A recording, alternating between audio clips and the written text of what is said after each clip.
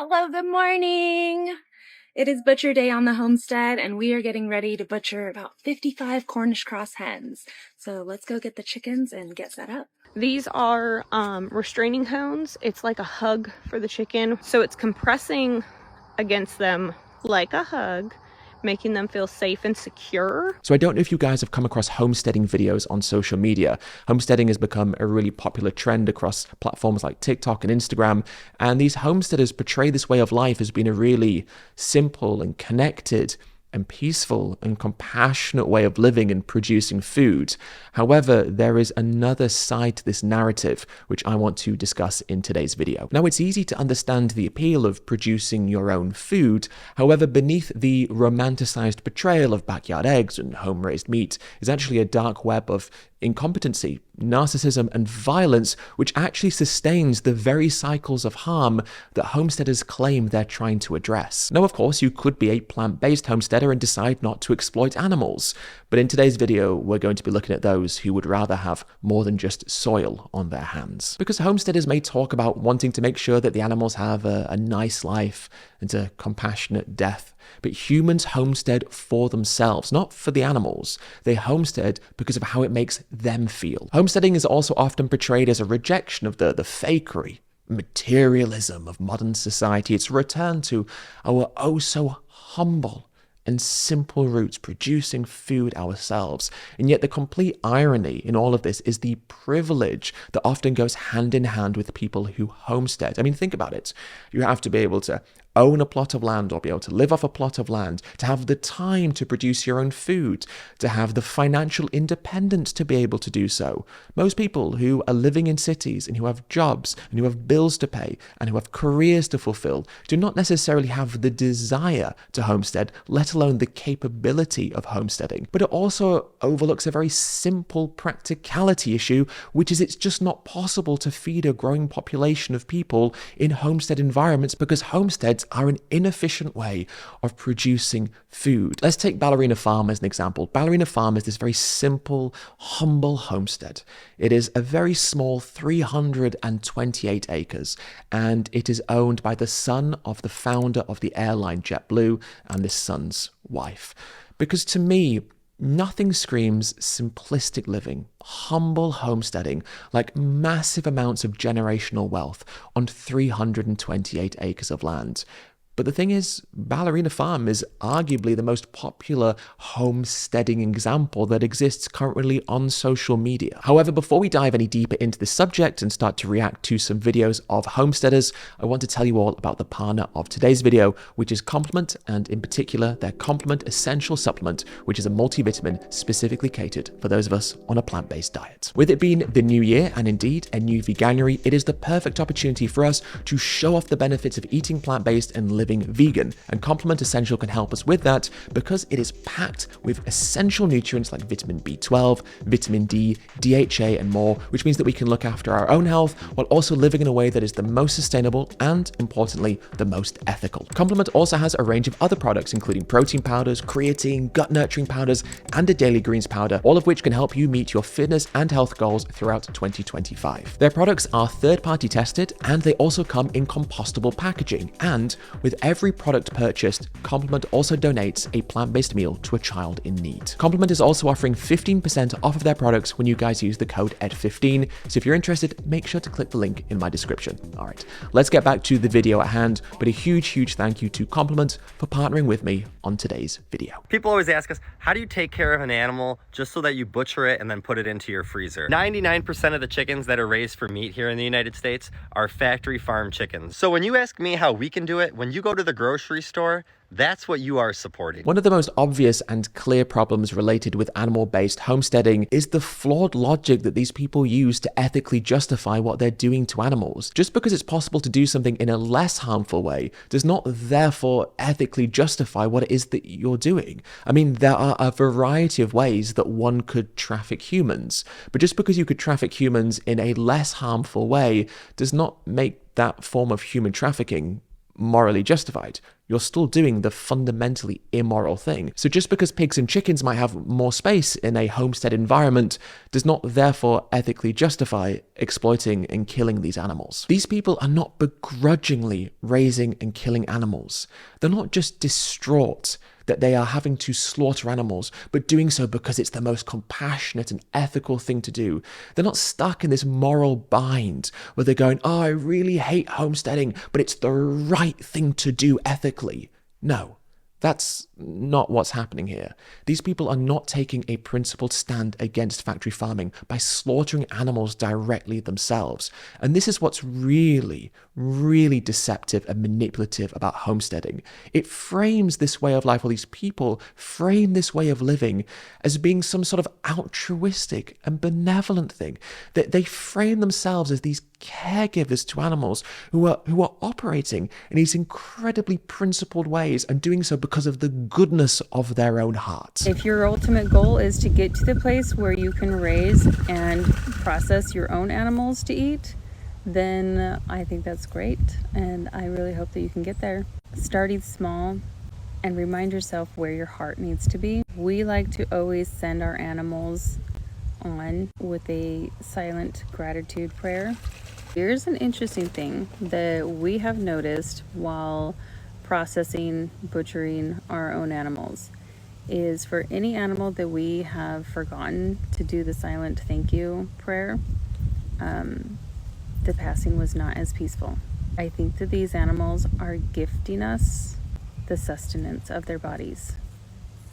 And I think that that needs to be acknowledged, and we need to have gratitude. This is the height of human arrogance, believing that a symbolic and meaningless gesture can transform a cruel and violent act into a virtuous and compassionate one. She is not a killer. No. She's not an oppressor. Of course not. She is instead a gatekeeper. She is able to channel compassion and love through the killing that she inflicts upon these animals, and they offer their lives as a generous donation because of the compassion and love that they are receiving from this person who is killing them. I mean, how twisted, how sick, how irreverent, how wrong to kill animals and then to be so arrogant that you think that you praying for them means that they are offering their lives to you. How deeply disturbing is that? To think that you have the right and the power and the authority to kill, to slaughter, to bleed these animals to death. I cannot fathom for a second that animals are dying and people are slitting the throats of these animals and then easing their guilty conscience because they're praying for these animals. And through their arrogance and narcissism, they think that these animals are grateful, that they're making their death more palatable to her because she has prayed for them. Homesteaders are particularly prone to spreading this narcissistic, self-righteous, and egotistical drivel that is just further trivializing the needless violence that has been inflicted upon animals. They appeal to a form of tyrannical spiritual hierarchy, where they believe that they've been granted some divine and moral right to own the bodies of others and to slaughter them unnecessarily just because they want to. And they think that doing so fulfills or maintains some kind of cosmic governance. And in their nauseating delusions of grandeur, they have the audacity to claim that their merciless and violent actions are actually signs of compassion and benevolence. These people are dictators over animals. They are so drunk on the perception that they have of themselves that they think that the animals who they are subjugating should be grateful for the subjugation that has been inflicted upon them. These animals do not need this lady's prayers. They need her to stop exploiting and killing them. Animals in general need us humans to stop elevating ourselves to the position of demigods who therefore have some ethical right to own their bodies and lives. This lady praying for these animals does nothing for these animals. All these prayers do is ease her guilty conscience. Hello, good morning. It is butcher day on the homestead, and we are getting ready to butcher about 55 Cornish cross hens. So let's go get the chickens and get set up.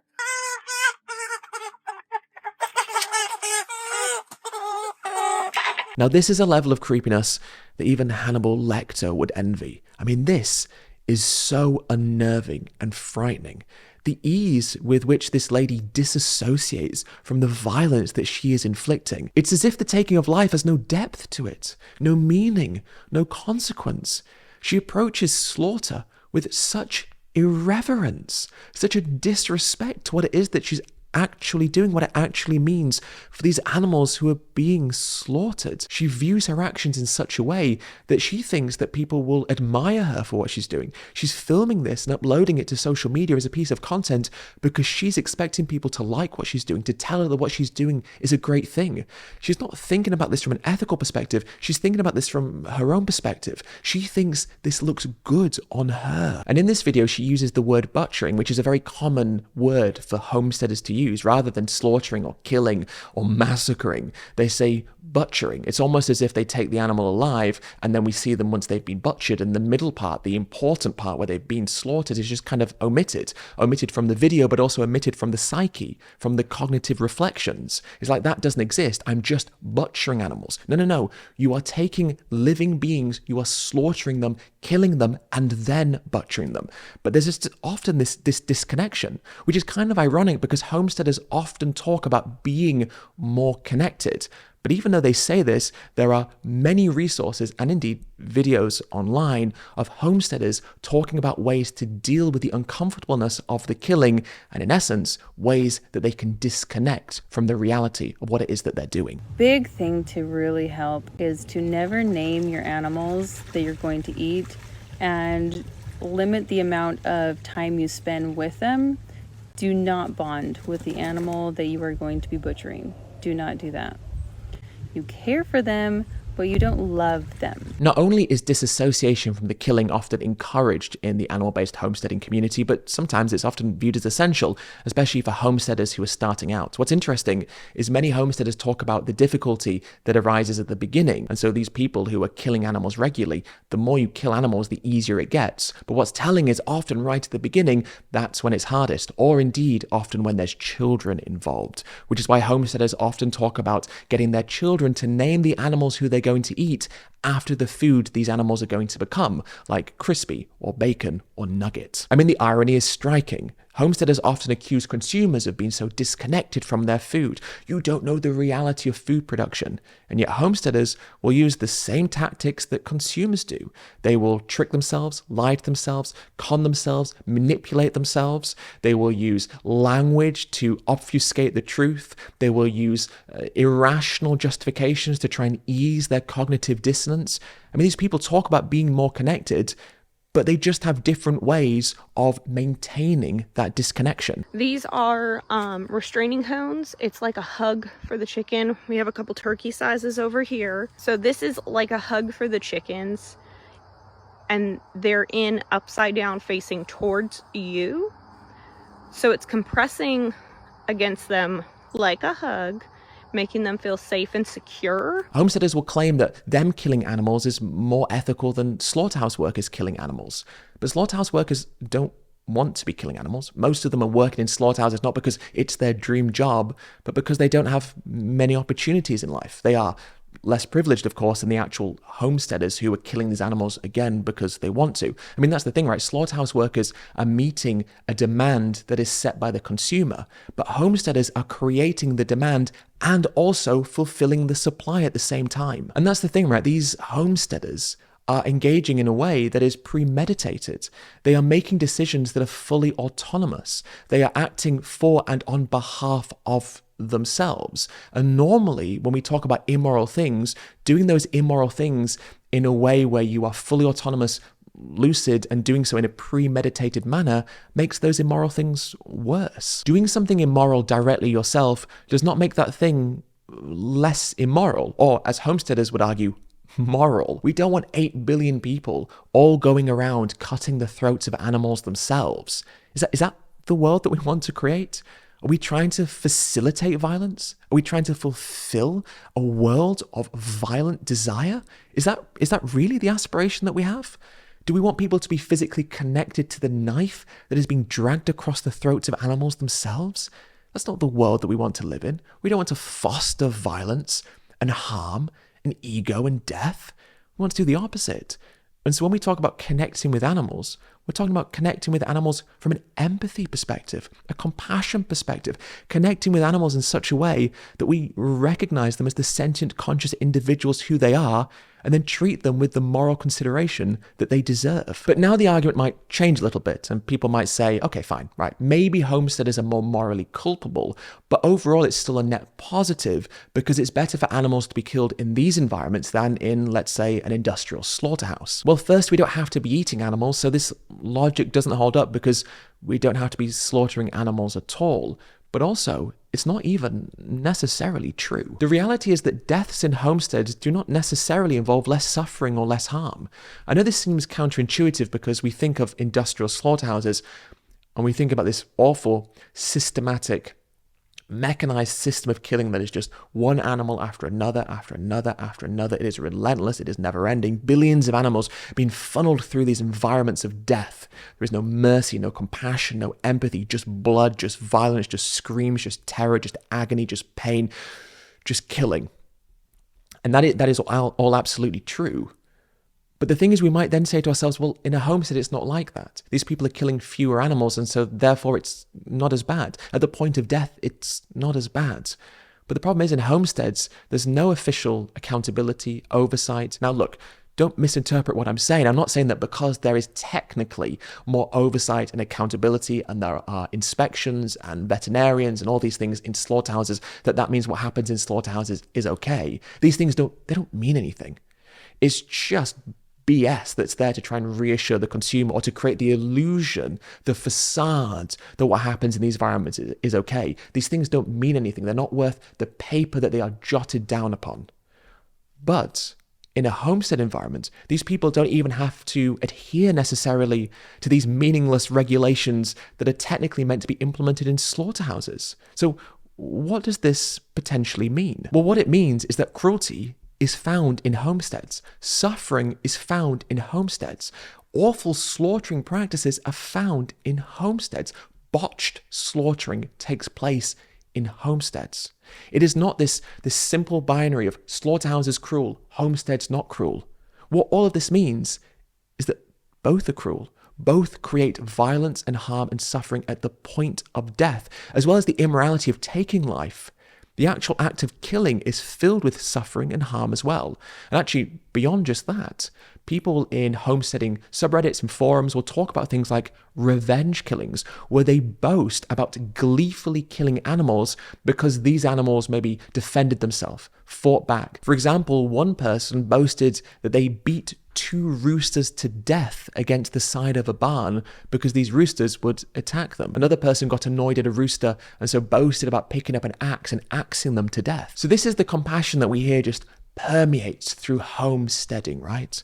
We cannot be so naive as to presume that cruelty does not take place in homesteads, because do you know what the common denominator between industrial slaughterhouses, factory farms, and homesteads is?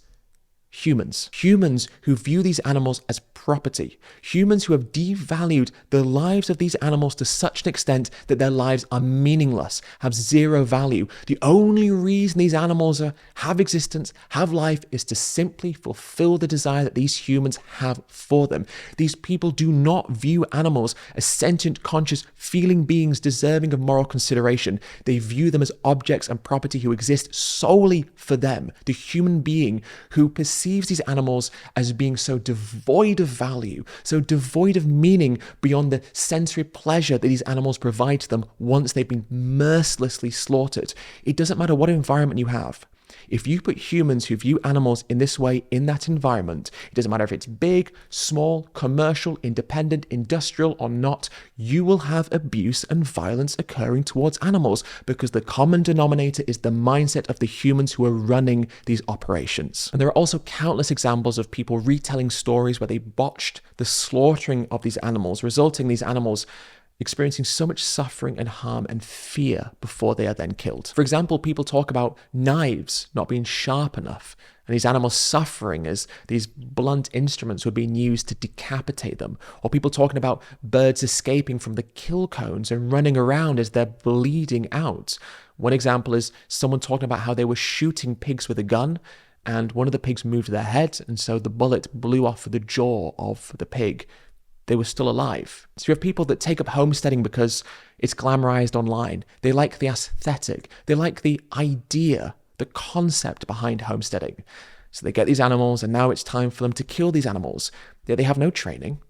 Maybe don't even have the suitable equipment. Maybe they just think that they do, but they don't really know what they're doing. And so now they're sawing at these animals' heads and necks with blunt knives, or using guns and disfiguring animals. I just think it's so naive for us to presume that bad things don't happen on homesteads. Homesteads are ripe for suffering. They are ripe for incompetency. The homesteading community themselves don't even necessarily agree on what a good quality of life or a humane slaughter practice actually is. They debate this within their own community. Some people believe that it's shooting animals. Some people believe it's beheading and cutting the throats of animals. Some people believe that it's killing animals with hammers. So when homesteaders say that they raise their animals in the best way possible and kill them in these magically humane ways, that's the opinion of the homesteaders carrying out this violence and exploitation. It's almost like they might have motivated reasoning for saying that the way that they do it is the best way to do it. So to summarize, by all means, have a homestead. If you have the privilege and desire to grow your own food, then do so. But just grow plants. In fact, actually, on second thought, have some animals around if you want to, but don't have these animals because you want to slaughter them. Don't have these animals because you view them as property, as objects. Have these animals because you value them, because you want these animals to live a long and happy life. Have these animals because you enjoy their company, because these animals can add value to your life in the same way that you can add value to their life. Have these animals because you recognize them as being the conscious, sentient, feeling individuals who they are, and have these animals because you meaningfully want them to live a long and happy life. And of course, a long and happy life is one where they're not exploited or slaughtered needlessly. All right, that brings me to the end of the video. Thank you so much for watching. Do let me know down below in the comments what you think about homesteading. And I would like to say at the end, a huge thank you again to Compliment for partnering with me on today's video. All right, guys, thanks again for watching, and I look forward to seeing all of you in the next video.